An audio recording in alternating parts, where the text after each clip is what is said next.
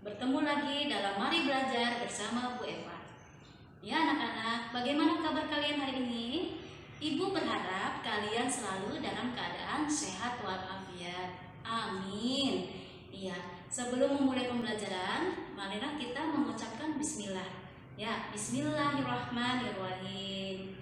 Baiklah anak-anak, untuk memulai pembelajaran, kalian saksikan terlebih dahulu video untuk protokol kesehatan di masa pandemi. Selamat menyaksikan.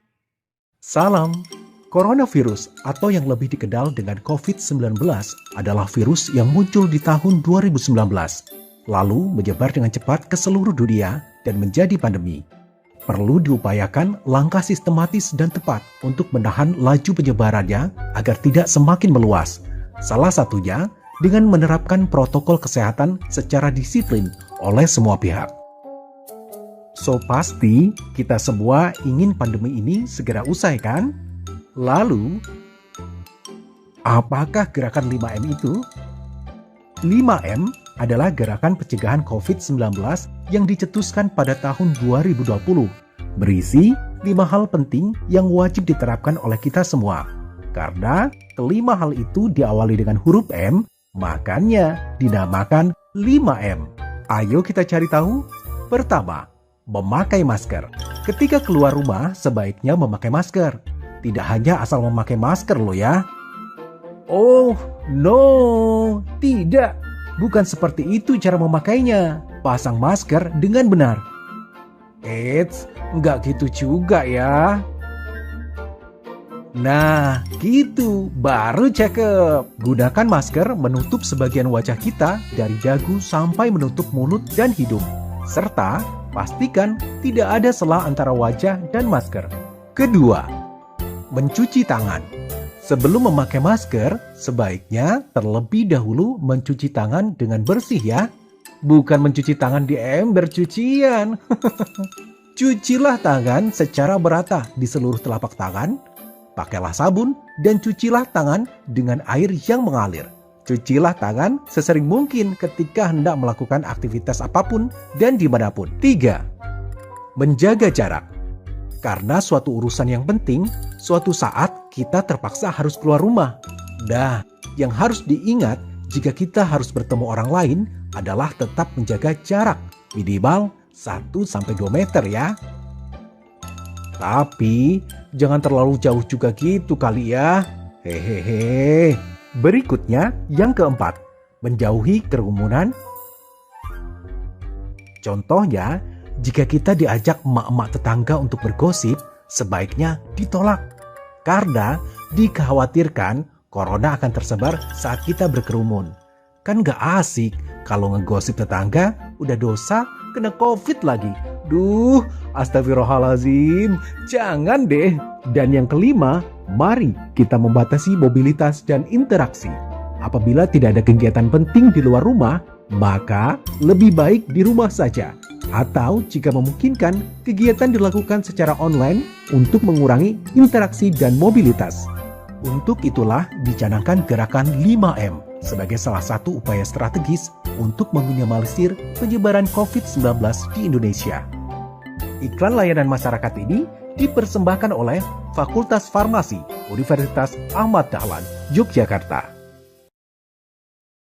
Hari ini kita akan belajar tema 3, subtema 1, pembelajaran kedua.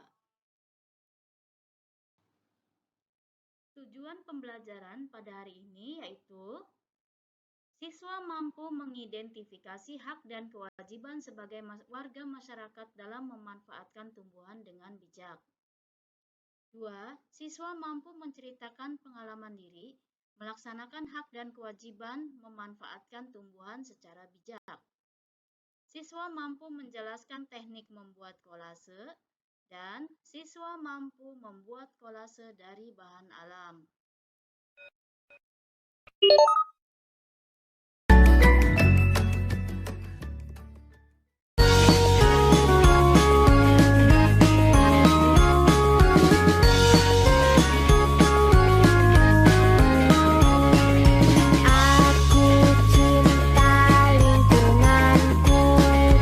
Ku jaga dan ku sayang.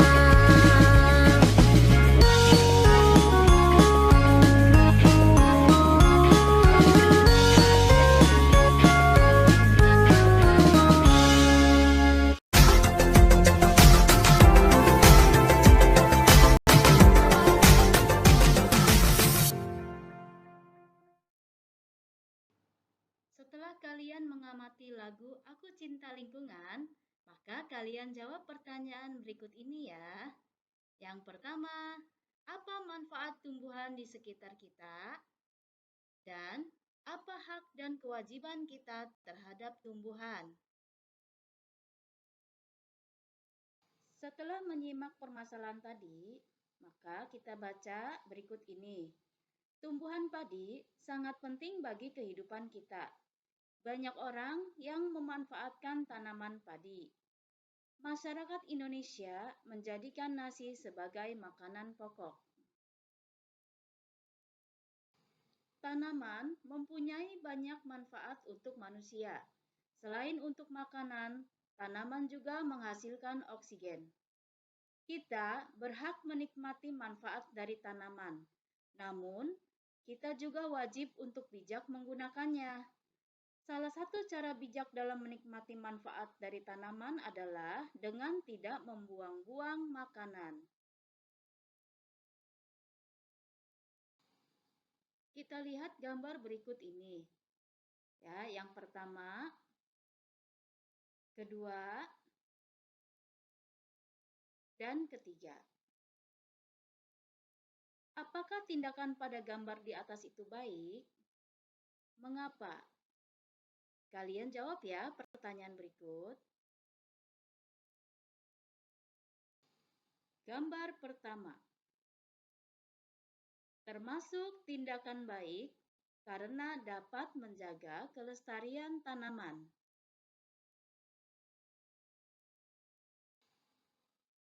Gambar kedua. Termasuk tindakan tidak baik karena dapat merusak lingkungan.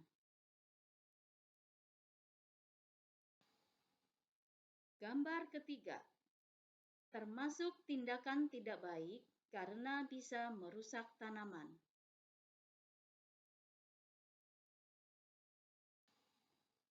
Bagaimanakah dampak bagi lingkungan pada gambar berikut ini? Gambar pertama. Lingkungan menjadi hijau. Gambar kedua. Hutan menjadi gundul. Dan gambar ketiga. Banyak tanaman rusak.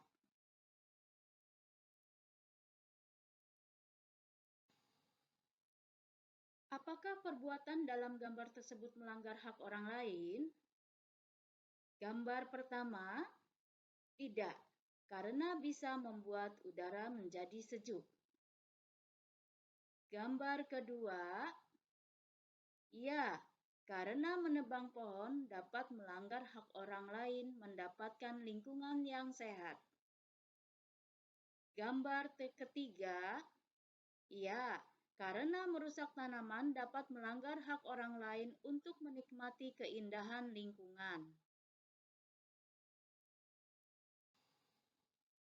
Apakah orang tersebut sudah melakukan kewajibannya? Mengapa?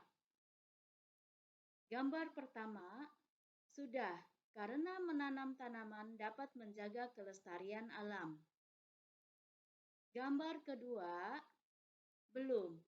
Seharusnya mereka memanfaatkan hutan dengan bijak. Gambar ketiga, belum. Merusak tanaman tindakan tidak baik.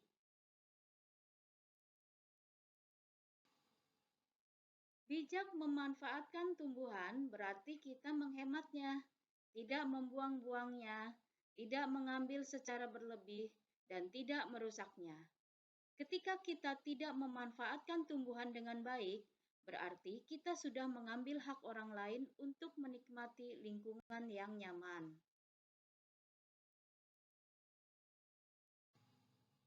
Jadi, hak dan kewajiban terhadap lingkungan dan tumbuhan diantaranya yaitu hak terhadap lingkungan dan tumbuhan. Yang pertama, menikmati hidup di lingkungan yang nyaman dan asri. Kedua, menikmati udara segar dan bebas polusi. Tiga, mendapatkan air bersih untuk minum, memasak, mandi, mencuci, dan yang lainnya. Empat, memanfaatkan sumber energi di lingkungan sekitar seperti tumbuhan, hewan, dan cahaya matahari. Dan yang kelima, menggunakan lahan untuk tempat tinggal.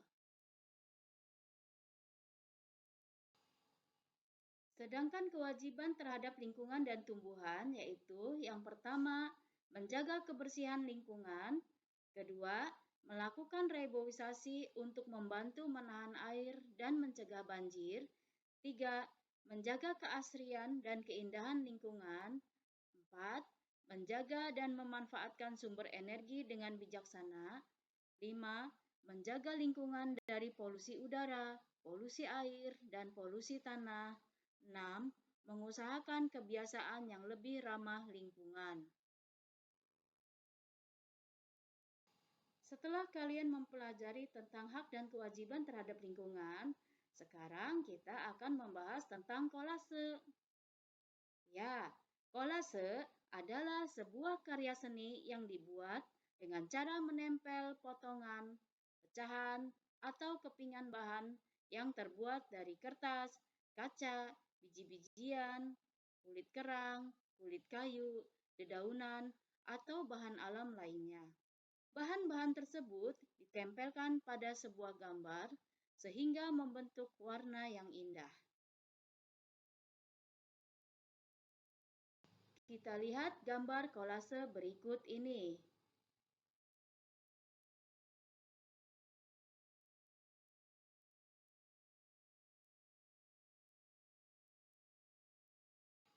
Gambar kolase berikut dibuat dengan menggunakan biji-bijian, biji padi, biji jagung, biji ketumbar, dan lain-lain. Setelah kalian melihat gambar di atas, maka kita akan mengetahui bagaimana teknik membuat kolase. Yang pertama, buatlah gambar sketsa tumbuhan pada kertas gambar. Siapkan bahan alam seperti daun kering, biji-bijian untuk ditempelkan pada gambar. Ketiga, tempelkanlah bahan-bahan alam pada gambar sehingga membentuk gambar yang indah. Terima kasih anak-anak sudah mengikuti pembelajaran untuk hari ini. Semoga ilmu ini bermanfaat untuk kalian. Assalamualaikum warahmatullahi wabarakatuh.